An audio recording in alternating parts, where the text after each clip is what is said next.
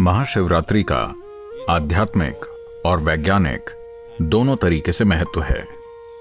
शिवरात्रि का अर्थ है हर महीने का 14वां दिन, जो कि अमावस्या से एक दिन पहले आता है। एक वर्ष में 12 से 13 शिवरात्रियां होती हैं। इन सभी शिवरात्रियों में से वो शिवरात्रि जो फरवरी मार्च के माघ महीने में आती है, उसे महाशिवरात्रि कहते हैं। ग्रह के उत्तरी गोलार्ध में उस दिन इंसानी सिस्टम में ऊर्जा स्वाभाविक रूप से ऊपर की ओर बढ़ती है। हर एक जीव अपने भीतर ऊर्जा को ऊपर की ओर बढ़ते हुए महसूस करता है। इस ऊपर उठती हुई ऊर्जा का केवल वो ही प्राणी सही से उपयोग कर सकते हैं जिनकी रीढ़ की हड्डी सीधी है। मानव होने का हमारा सौभाग्य है कि केवल हम ही एक ऐसी प्रजाति हैं जिसकी रीढ़ विकसित होकर सीधी हो गई है।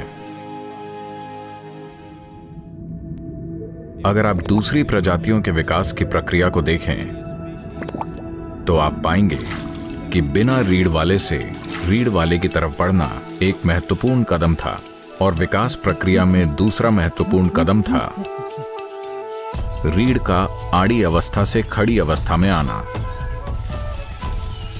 मस्तिष्क वास्तव में तभी विकसित हुआ जब रीढ़ सीधी हुई।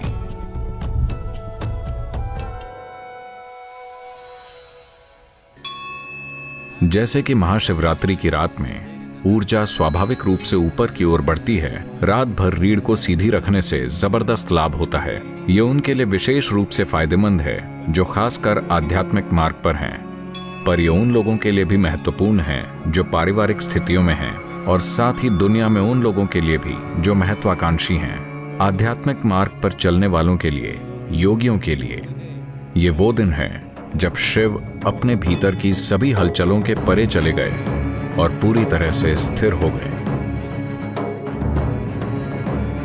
इसी दिन उनकी तीसरी आंख खुल गई और उनका बोध खिल उठा।